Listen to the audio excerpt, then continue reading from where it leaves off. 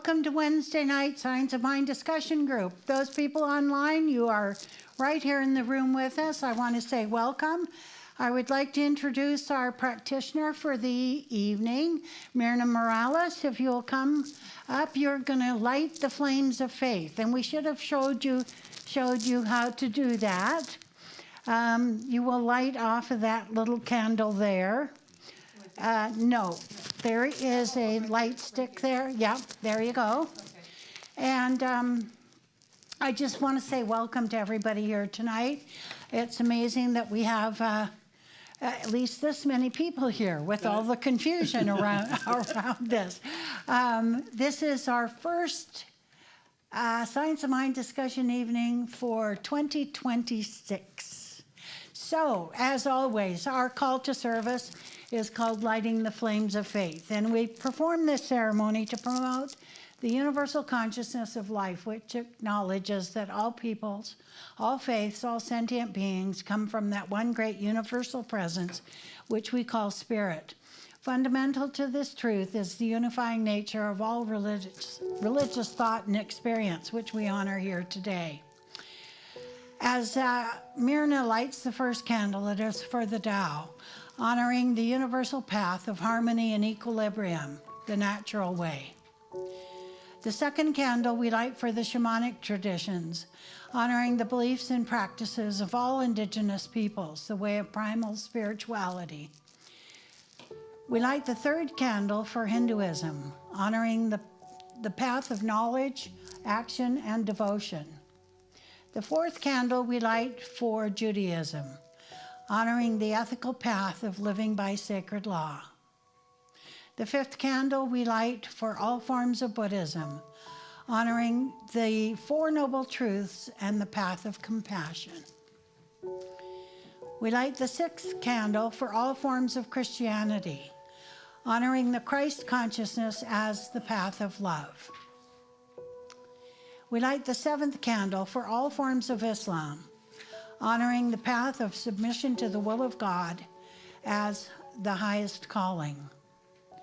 We light the eighth candle for the universalistic religion of Baha'i, honoring the path of unity and peace. We light the ninth candle for all forms of New Thought, honoring the metaphysical path of mental healing through the practice of universal spiritual principles. We light the 10th candle for all those who are as yet unaware of the power and presence of spirit in their lives and for the space we hold for them at this center. And as Myrna lights the healing candle, please put silently into the light the names of anyone you wish to have experienced the healing flame of God's eternal love.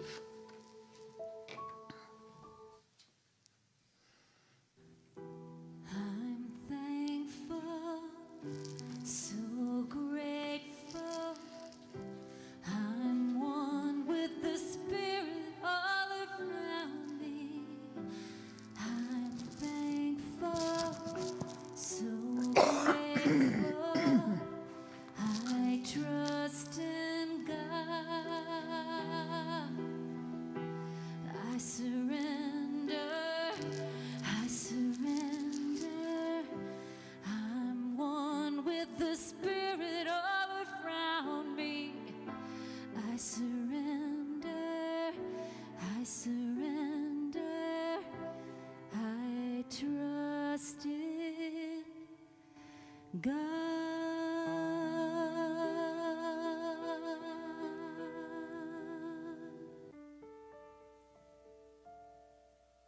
And just as a form of introduction, I'd like for all of you to meet Maureen Morales, who is our newest practitioner addition to the Granada Hills Center for Spiritual Living. She will do the opening treatment for us. Thank you. Good evening, everyone, and welcome. Hear me? There you are. Welcome. I'm so glad you're here. And I'm really glad to be here too. I was just going to ask you to close your eyes and take a deep breath. Relax deeply. And inhale one more time. just relaxing into this space, this sacred space of prayer, love. So one more time, take another deep breath. Allowing everything that happened just before we got here today, just before this moment, to be released into the ethers. It's done.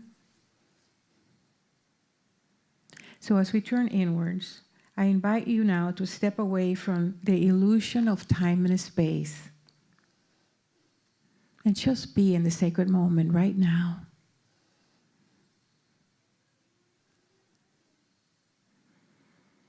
Knowing that this space is sacred, limitless, and perfect. The divine perfection is right here and right now. I know deep in my heart that God is all there is. That the essence of my being is that deep connection with the divine. And I know that this is true for every single person here. And so as I open this space of prayer and deep, deep consciousness, I know that we are all guided, that I am being guided to be here, that this space of wholeness, of joyful surrender into this greater yet to be,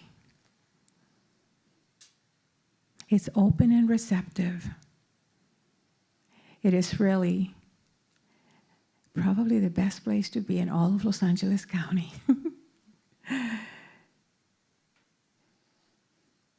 And so I know deep in my heart that this space is joyful, is unfolding perfectly for each one of us.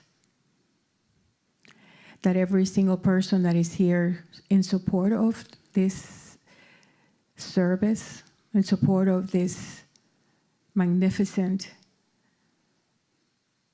teaching, the science of mind,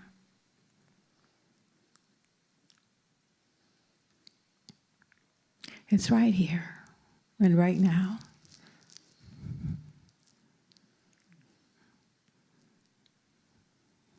So I'm knowing the truth of the energy that is here, the divine energy that is illuminating not just the center, but the city, the magnificent center of the spiritual living Granada Hills, and every single person that participates in this magnificent service.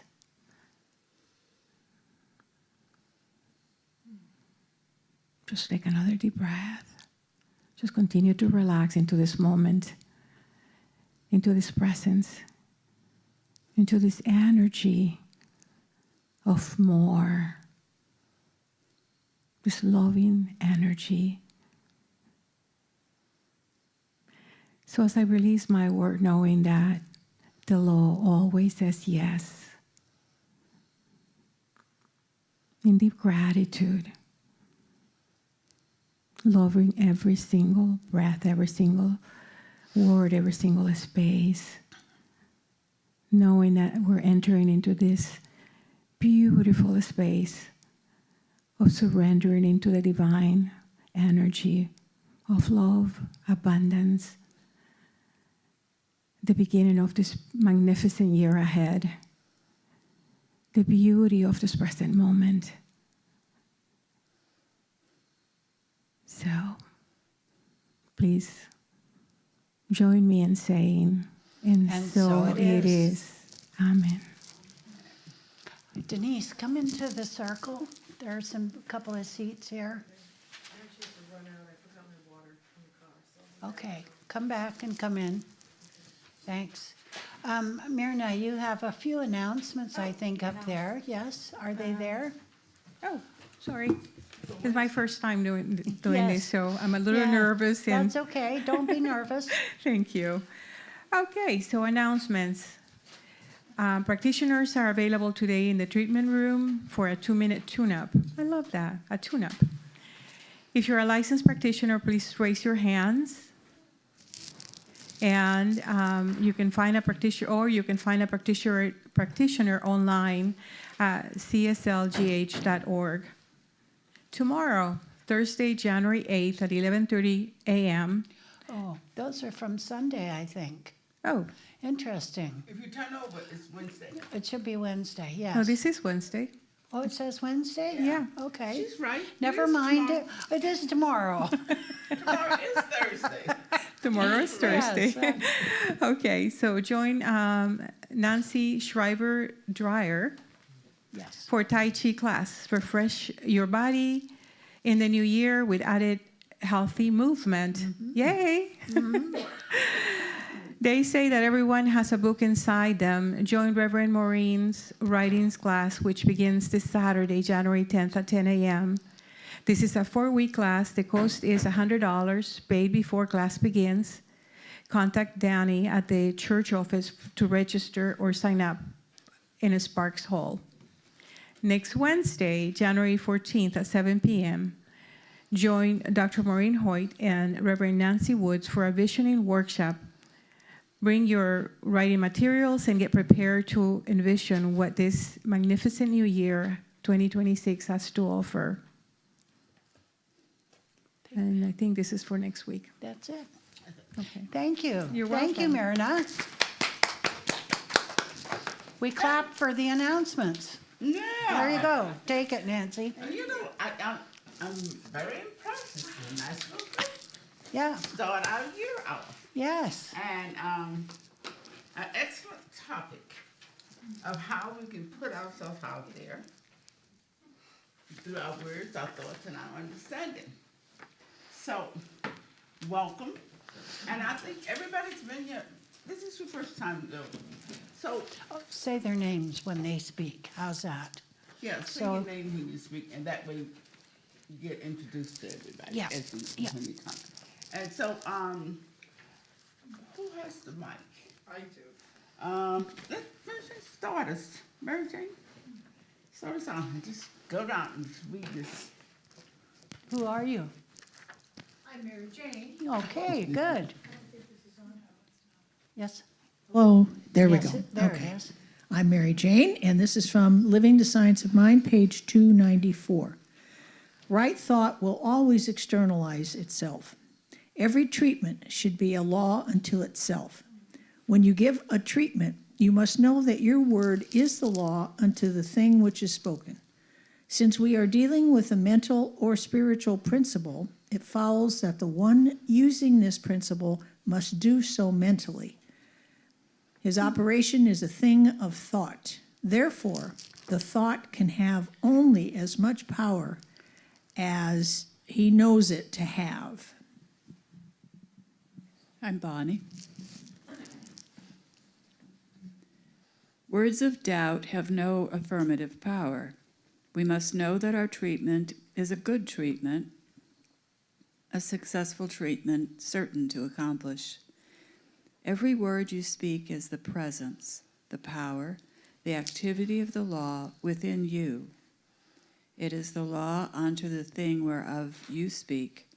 It cannot and will not return unto you void, but will accomplish the purpose you have in mind. It can and will heal and demonstrate. It can and will produce the desired result. I'm Kathy. You are not willing this to be so. You merely have a willingness that it should be so, a willingness to believe.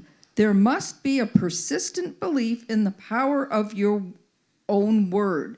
You must know that the law of God is all-powerful and that no evil is ordained or intended. You must realize that your knowledge of the law of good dissipates all evil and all manifestation of evil. Hi, I'm Jennifer. You must know that right thought will always find an objective form, and will always externalize itself. You must believe the will of God is always toward goodness, truth, and beauty. Goodness, truth, and beauty cannot be reserved because they have no opposite. But your knowledge of the truth can reverse every so-called law of evil. This is short and sweet, but I think it's an excellent topic for all of us to step into. And I think that first statement really, every treatment should be a law unto itself. And I was thinking that belief itself kind of gives it power.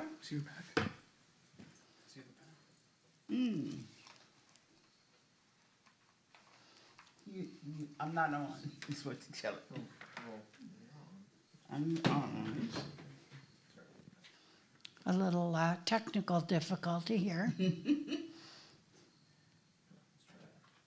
Now, That should do. it's a little better? I think so. Okay.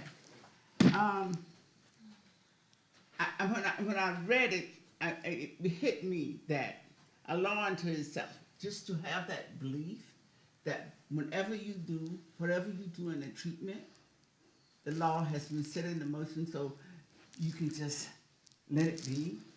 That's the thought that came into my mind when I read that.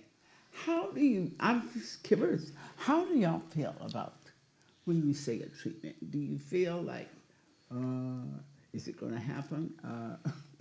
Or do you feel like, okay, it's done? My job is finished. I mean, what is the sense when you do a treatment?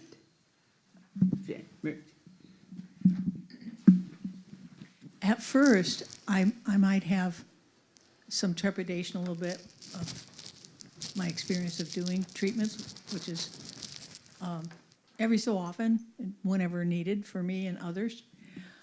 But I get really jazzed when I start speaking it, of course, out loud, and then I hear myself and I start to pick up my belief and my strength, and all of it just comes together hearing me say it out loud, and I believe it. By the time I'm done, I'm declaring it. And there's something about the process of doing it that convinces me that this is it. I have no doubt at the end of it. And pretty much through it, it just picks up speed, and I'm on my way. Anyone else?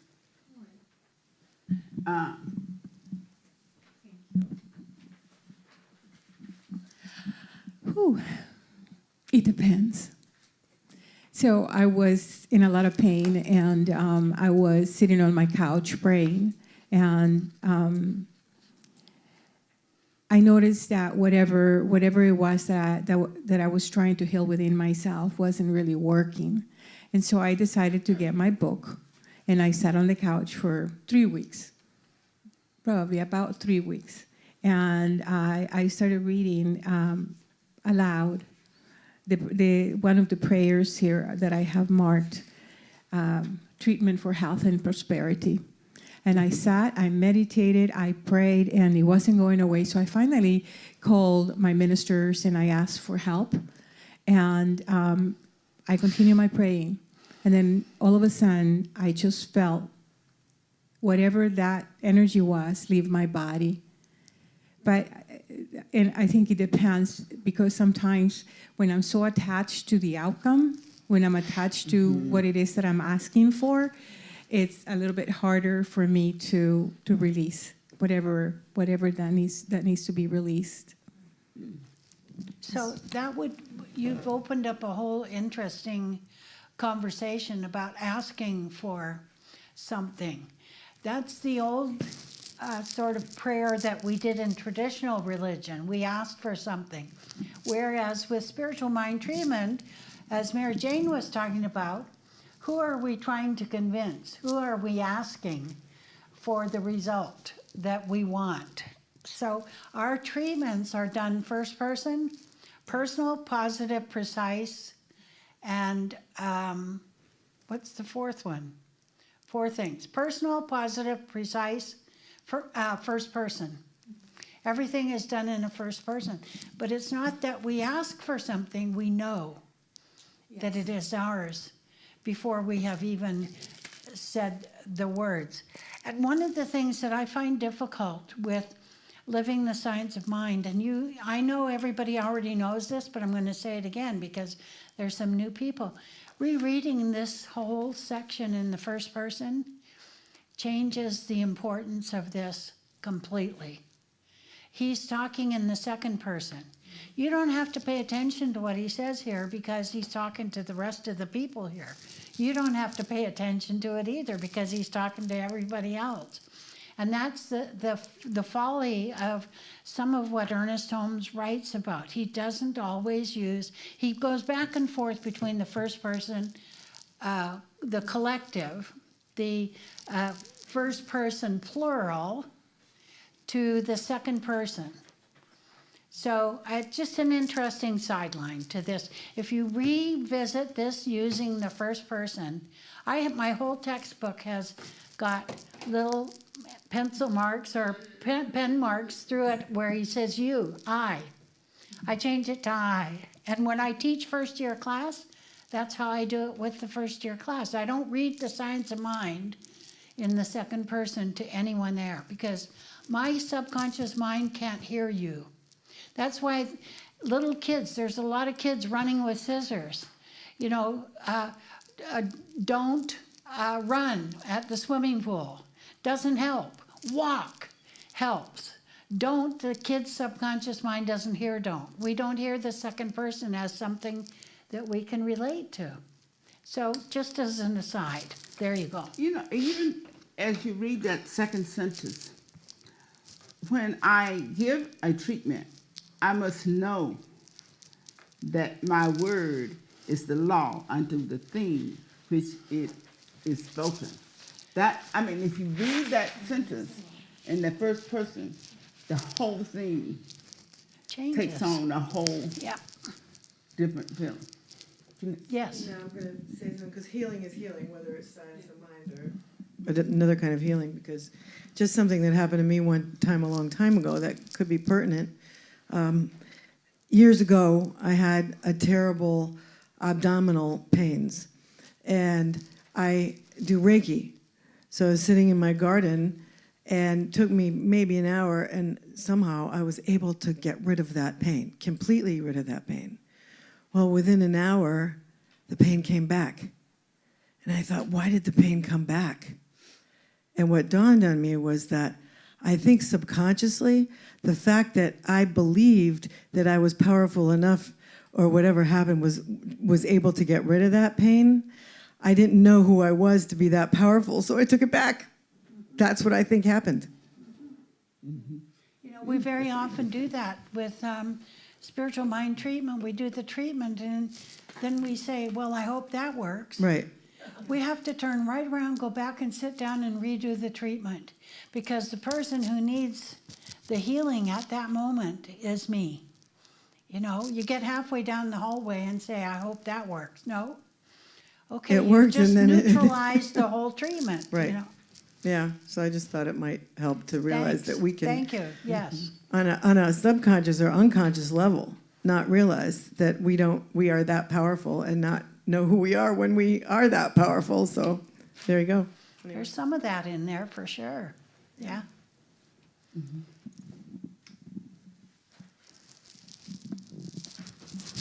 And in relation to first, second, and third person, all of it is in here. Yeah, I And know. I kind of wish it was one. Honestly, some of his books have been translated to gender neutral Have they? and in the first person. But this book is one of the laggers. Yeah, okay. Because there was, it's not just one or two, it's all three. I And know. it keeps going back and forth. Yes. And I even changed one from he to the or something. So what you're saying is it'd be better if you like it if it's all I. Yes, actually. First person. Yes. Yeah. Because it's your subconscious mind you're working with. Yeah. You're not working with her subconscious mind or Bonnie's subconscious mind. You're working with Mary Jane's subconscious mind. I Now, mean, if you're yeah. doing it for an audience, that means it's inclusive, okay. And you include the rest of the people in the conversation. But just take the third paragraph, for instance. Yeah, the last sentence. Say it Yeah. in the first person and see what happens. Like how it feels. the last line. Oh, I could do the first line. The whole paragraph is full of, okay, Yes. I am not willing. You are Yes. not. I am not willing this to be so. I merely have a willingness that it should be so, a willingness to believe. There must be a persistent belief in the power of my own word. I must know that the law of God is all powerful and that no evil is ordained or intended. I must realize that my knowledge of the law of God dissipates all evil and all manifestation of evil. There you go. Boom. It's a powerful got it. paragraph, Strong. too. Yes. Yeah. Now, you and Kathy both substituted the law of good for the law of God. Oh, did we? Kathy read that paragraph. Oh. Isn't that interesting? I say God or good? You said God. She said God. Mary Jane said God. I just read it. But the word is good. It's Yeah. good. I have a comment. When I've typed, sometimes I've typed things on my Microsoft Word, quotes from the Science of Mind textbook, and they'll see that green underlining. Whoever typed I don't know if they had a decent editor of these books, or unless it was just the way people wrote back then. Yes. Ernest Holmes was writing from 1919 to 1960. He died in 1960. And he gave sermons in 1960 before he passed away, right? So all those sermons were transcribed. And even in the kinescopes that you can watch of him speaking, he's talking in the second person through the whole thing. He will occasionally say we, he will occasionally say I, and he will say he, when speaking about God. God as a he, gender specific. But a lot of our ministers have taken to transcribing these things to make them gender neutral and to make them either inclusive or first person. I want to comment too. I have a lot of Catherine Ponder's book, and she has excellent affirmations, but it was written probably in the early 50s, and it's just all these, he and him, and some of the examples like woman wants to find a husband, and then she doesn't have to work anymore. I mean, really reflecting the culture, and it's kind of annoying, but I have to get past that because she does have good affirmations. I just have to paraphrase them to be gender neutral and inclusive. Yeah, you haven't lived until you do Frederick Vail's book, The Basic Principles of Science of Mind, and he talks about treatment in there. And he talks about treating for a good wife who will wash your socks and put meals on the table. That was written in the 50s. I mean, we had that book in first year class one time just so we could laugh, because it's so generationally inappropriate. It's so funny. Yeah, maybe we do wash socks of people we really love, but, a good wife to wash your socks. I can wash my own socks, yeah. Sorry. Yeah, an independent woman, yeah. Sorry. I think that paragraph that you just read, Yeah. there's a sentence there about willingness. I think that I have learned myself that willingness is kind of a process of surrendering to the power within. And it seems to me, when I can step into willingness, I don't have to worry about being too focused, or I don't feel like I have to do that much. I just become willing, and it's easier than trying to focus my mind and stay there. And I was thinking about what you were talking about earlier. I think that willingness is the consciousness that takes the heavy weight off of us and feeling like we got to push to get it done. That their mind has to be in a certain way. As long as your willingness to let it happen, it's almost like you surrender to the power within. That's a powerful statement. Willingness to let it happen, not trying to make something happen. You know, Ernest talks about that over and over again. But willingness comes from within. We can go to a motivational speaker and listen and be fired up for 2 days. And then on the third day, it's like let down. Because we haven't had what Nancy said, the willingness to incorporate those ideas ourselves. It's almost like self-hypnosis.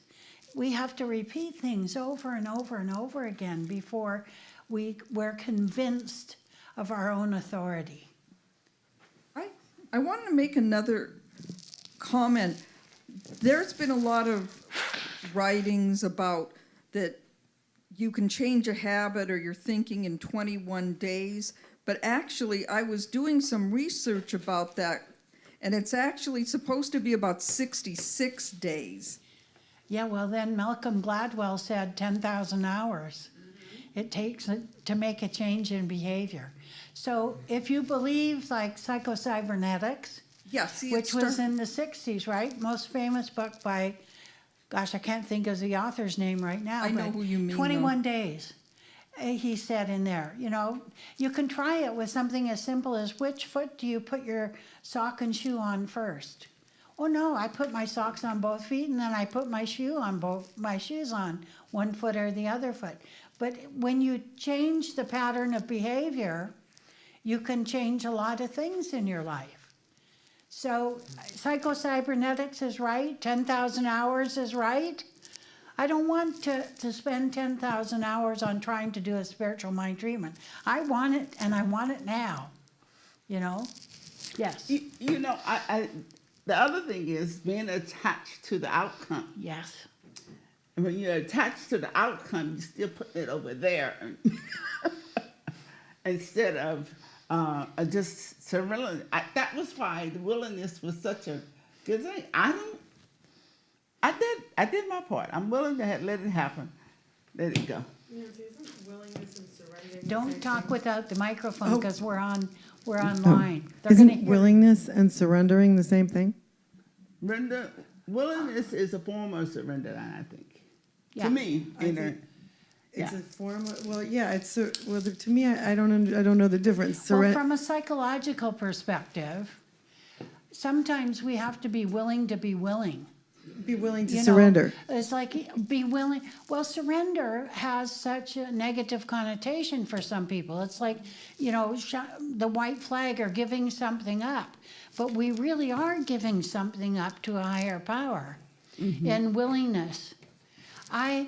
One of the coaching arena, part of the coaching arena that I learned from Maureen and Rev in Mastering Life's Energies, she says, who am I willing to be in order to produce an extraordinary result out of this interaction? I pick up the phone and take a practitioner call. That's the first sentence. That's the first question I ask myself. Who am I willing to be? Because not only is this person calling me asking for spiritual mind treatment, but they're also there to coach me at some level. They may not know they're my coach, but every call I take, every person I encounter is consciously or unconsciously my coach. And I have to be willing to listen or to notice what that person might be trying to say to me, or just by their body language sometimes. You know, it's like some people you try to get close to and they already have their hand up. Wait, don't talk to me. I don't want to be talked to. But the willingness thing, Nancy's right. It so far exceeds motivation. because it's internalized. And that's what spiritual mind treatment, that's how that works. It's internalized.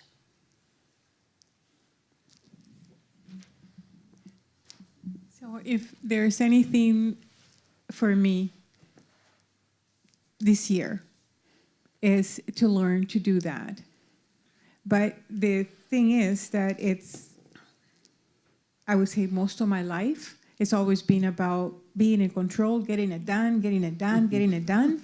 And now I'm at this point where it's like, Gee, nobody else here does that. right? So how do I release control? I'm working on it, but how do I release control and enter into the presence and enter into the knowing that I know? That's the question for me, and allowing it to be easy, because it's hard. Sometimes So it's hard. let me just, if you were my client, I would ask you a question. What is it about control? Is it the need to be in control or the fear of losing control? Probably a little bit of both.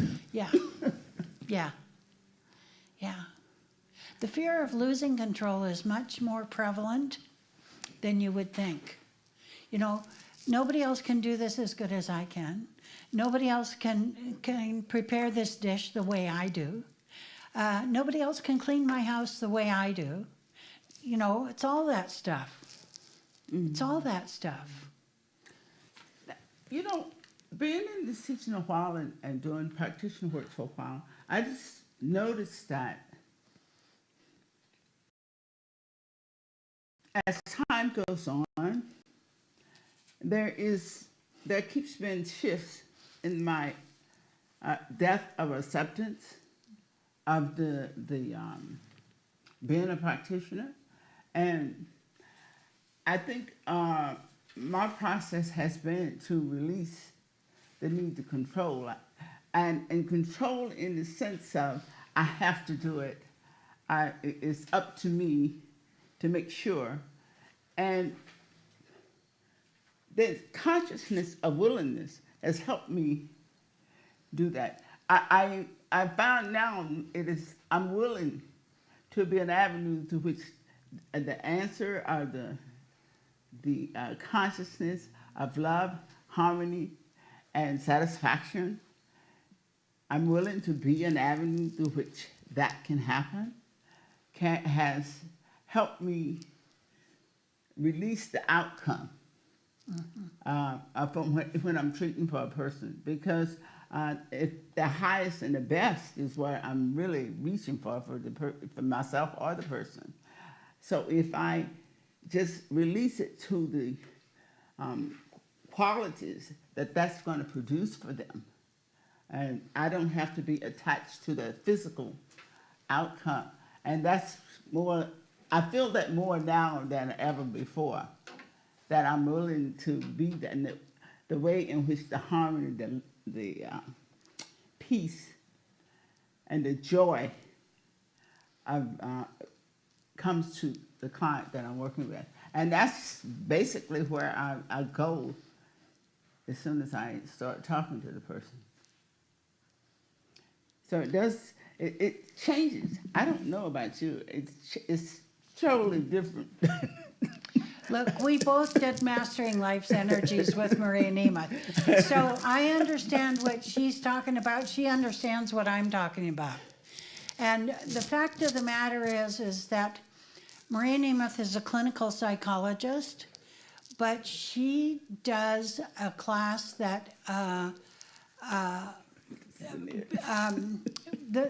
the ministerial, we had the practitioners and the ministers go to a class where she teaches the best of both. So she teaches from an ontological perspective, the evidence of the qualities of being that we all have in us. You know, the same qualities that we attribute to God, we have those same qualities ourselves. And yet we don't often feel godlike.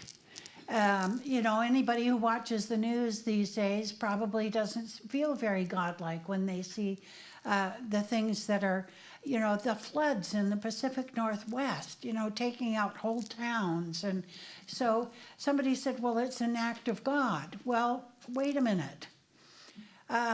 Let's look at that a little bit. These people built houses beside a raging river. You know, the possibility of one's house getting flooded goes up exponentially when you try that tactic. Okay, I'm not saying they deserved to have that experience, but God is not a punishing God. That's the God that we might have grown up with as in other religious religions. But Ernest Holmes' God is a God of good, as it says in this paragraph. Kathy, I want you to do me a favor. Would you go into the bookstore and get 8 copies of the little booklet by Raymond Charles Barker on how to do spiritual mind treatment? It's a little green booklet. You know which one I'm talking about? It's in the box in there on the right. You know, Maureen, I was just listening to what you said, and I was thinking that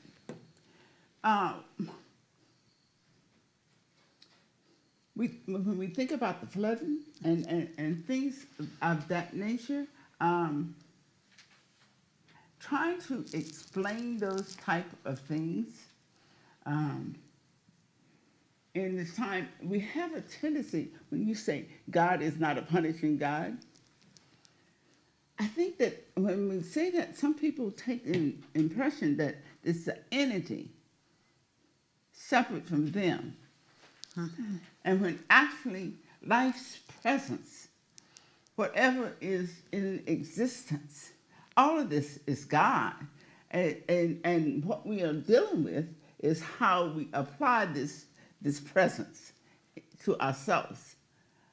Because we are part of this presence. This presence, I mean, if the presence has hands, it's our hands. Mm-hmm. If the presence has feet, it's our feet. Mm-hmm. So the presence is a presence and not an entity. I mean, it's, and how it unfolds and develops is what we are presenting here. Each one of us is part of this presence. So years ago, Dr. Carlton Whitehead, who's no longer alive, but he was a minister in Chicago, Illinois, he gave a talk at a Silomar. And the word is an Aramaic word, gomzo, G-O-M-Z-O.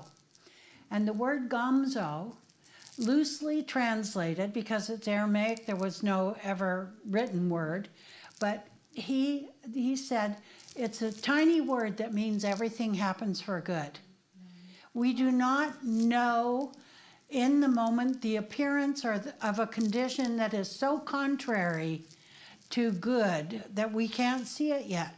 But in retrospect, maybe we would be able to see why certain things happened the way they happened, why they needed to happen the way they did. A few days after I saw these floods and all of these houses submerged in mud and dirt and rocks and everything, is now an opportunity for the rebuilding of those houses, but they put up a levee on either side of the river to correct the flow of the water coming down, because there was like a random river. It could go anywhere it wanted to, right? Instead of being directed in some way. And somebody actually came on the TV and said, you know, this happened because we needed to do this a long time ago, and we didn't do it fast enough or soon enough or whatever. So everything, Ernest tries to tell us this time and time again, that every adversity that we experience has on the other side of it its polar opposite. And that's what I feel when I do watch the news. I did a little bit today. But I don't focus on what's wrong with what's happening. I focus on how things can be turned around to what's right. I can use my chicken soup story, but when we make chicken soup, we put a chicken in a pot with carrots and onions and celery, and we boil it down until until there's wonderful bone broth. We use the chicken, but before we can do that, what comes to the surface is that gray scummy stuff, you know? And we have to sift it off the top of the soup pot before we have a clear broth. And I think what's happening for us in this world is gray scummy stuff right now. Okay, that's what I see happening, and that has to be looked at and addressed and see how we can change our perspective on it. And you know, everything happens for good. Gomzo. I mean, go around yelling Gomzo and see if you don't attract attention. Yes, take the microphone, honey. Oh, first Denise. Sorry. That's okay. No, when you were saying. Put it up to your. When you were saying everything is God. Your hands, Yes, your yeah, feet, yeah, your yeah. everything, all the energy. So it gets a little confusing sometimes because I see also God as all good. That's what God is, this energy of all good. But I see as God wanting to know itself and doesn't interfere with us here.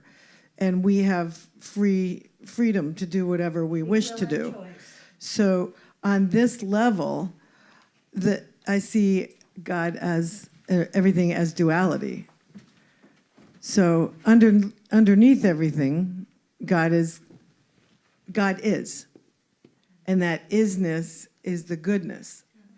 But as we all got created, as everything got created, we, as I said, have free will. And that free will has enabled us to not do all good because we're using our egos as far as people.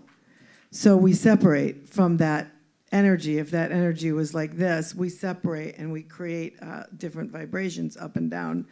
And I've thought about it as God is duality here on this earth level, because there's good and there's bad, and we do learn from the bad, hopefully. God isn't duality.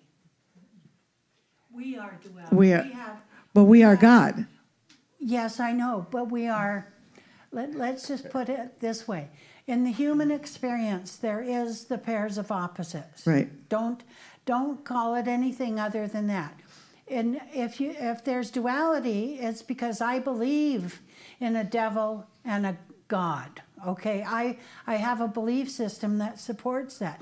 The duality is in us as the humans having this spiritual experience, or the spiritual beings having the human experience. Right. Both ways. You just made me think of something real quick. I remember, like we look at things that we call bad, like you say, call bad. I call bad cancer. I call bad war. I call bad all these things, right? I remember one time walking through the woods, and there was a couple of plants that were in perfect shape. And right next to them, there were plants that were all eaten up and diseased. And I thought, well, is that a good plant? And is that a bad plant? It's not like that plant that was all eaten up did anything wrong to become that sick plant. It just was what happened.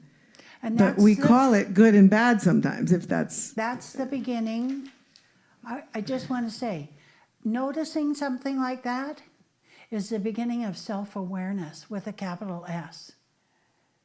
We call it good or we call it bad. We make judgments about those kinds of things. But Carlton Whitehead said everything happens for good. It might not be totally and completely visible in the moment. But when we look back in retrospect, we think, oh my God, if that terrible thing hadn't happened, I wouldn't have done blah, blah, blah, blah, blah, blah, blah. All these other things that came forth. I can tell you time again that we're surrounded by angels. We're surrounded by people who want to help. We're surrounded by goodness. But sometimes all we can feel is the badness. And when we move out of that thought process into a different thought process, everything changes. everything changes. But it's up to us. It's not that a car accident is good or bad. It's our assessment of the car accident that makes it good or bad. Made me think too of, sometimes seeing a cat catching a mouse, and bad cat. That cat's killing that mouse, but it's not good or bad. It's just the law of nature. So Cats are Nancy's favorite animal. Sorry, I But had it to gets say confusing. It does get confusing if that. God is all Let good. Mary Jane have a moment here.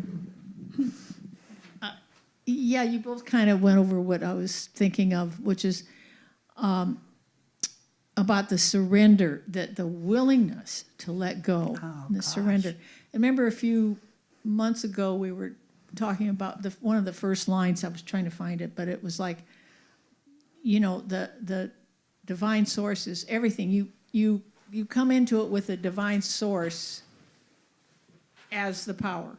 The mind, we were talking about mind connects with divine source. And so it's my dual thinking, my judgment, and all that interferes. In 12-step, we surrender to win. The surrender is the willingness to let go. And we always talk about how hard it is to let go. What does that mean? What do you do? Well, it just seems to me it's that darn ego. The ego just separates things, judges things. Quite frankly, I am so tired of my ego. It's like, just go away. But when we were reading that and reading this in your discussion, it's like I just feel really powerful when I just think, when I really just let go and just know that the universe is happening. I remember one speaker in the 12-step, he said, God is not in the events, because it was the same thing came up.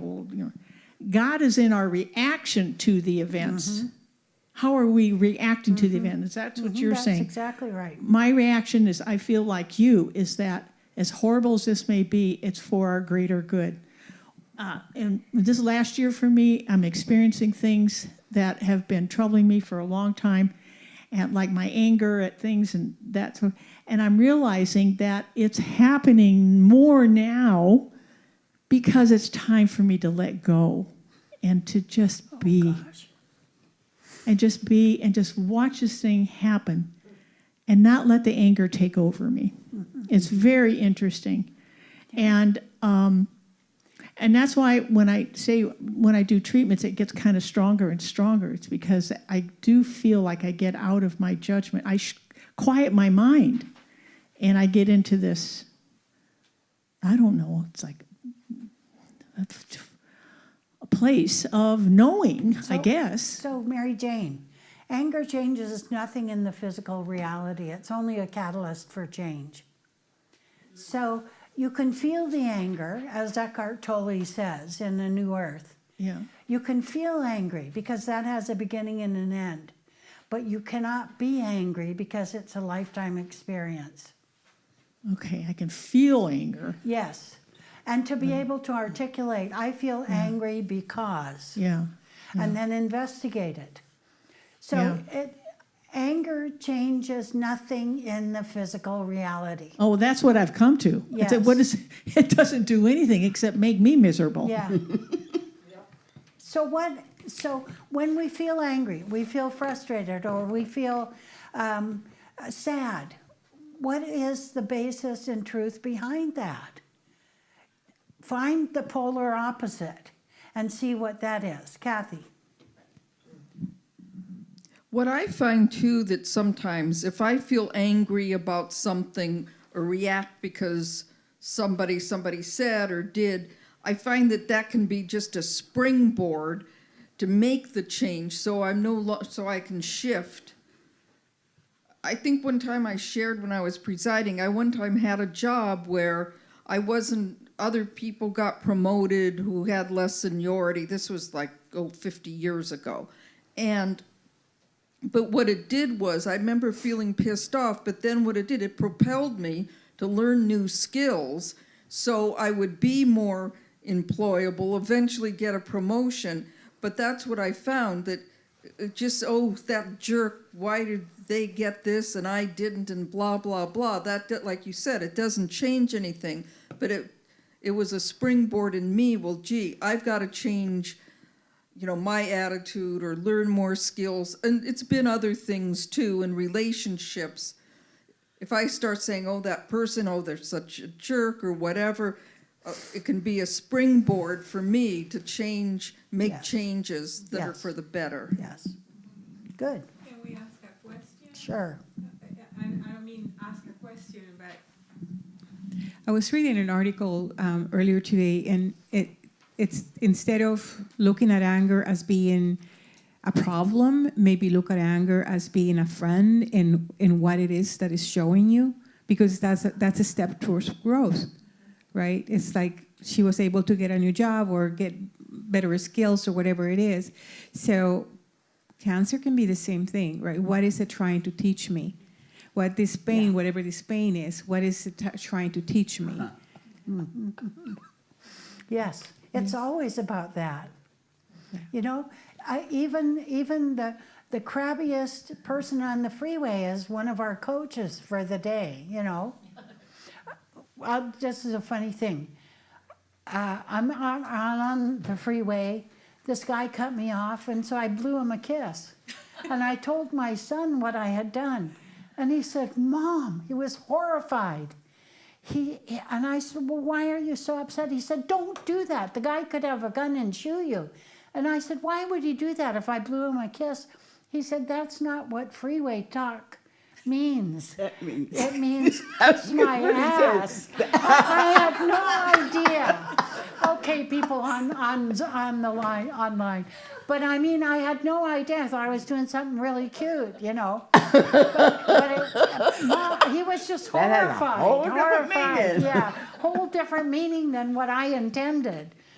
So, and you know what? And that brings up, I'm listening to what each one of you is saying, and the thing that came up for me was, we give life its meaning. Yeah. We determine what everything means Means, yes. and the effect of it. Yeah. We don't realize sometimes how powerful we are, because we are doing the whole thing. I mean, we have been gifted with that. We give every act, every word and understanding, we give it its meaning. Now, some of those meanings we have allowed to be imprinted on us from society. Some of them come from our own indecision Environment, going back and forth.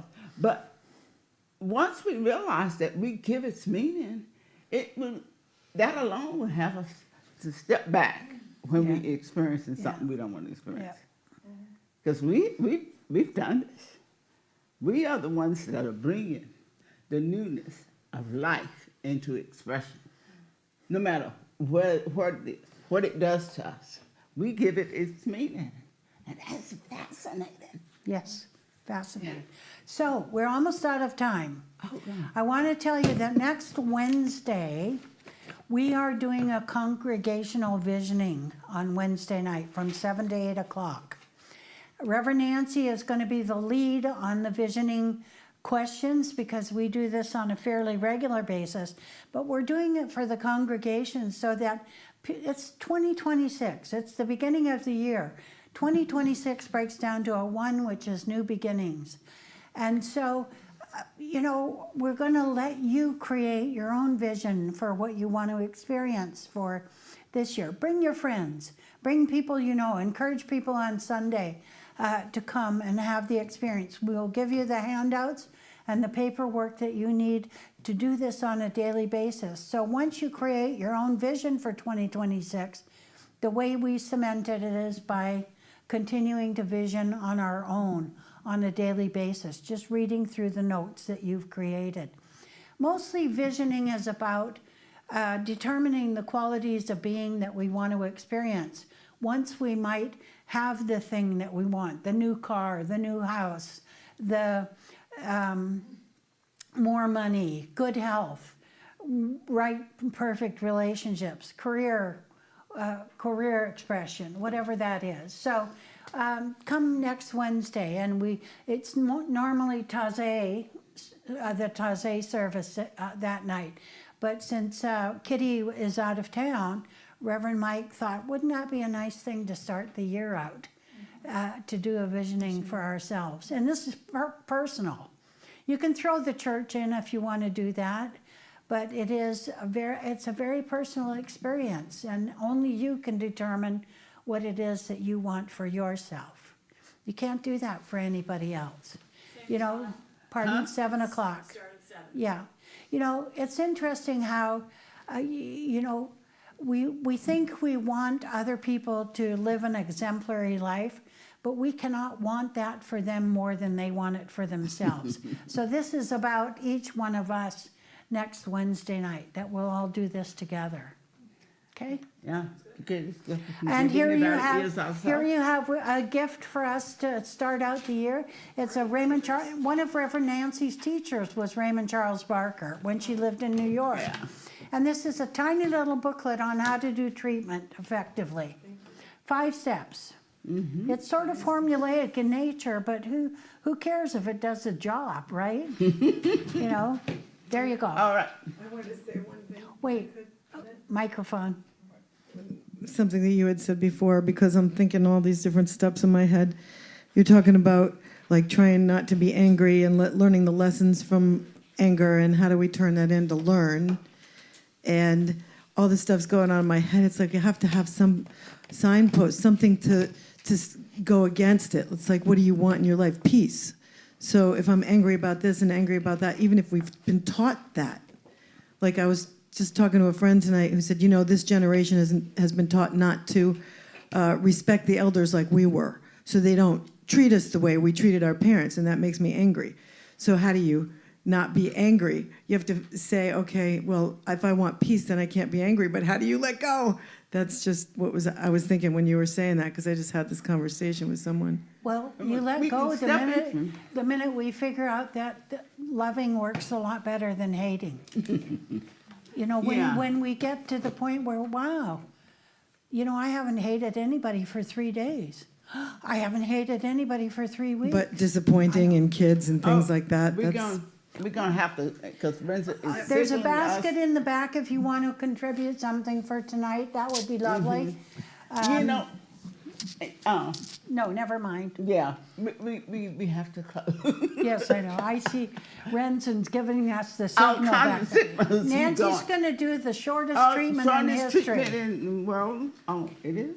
Okay. Yeah. All right, so let's just, you know, be grateful.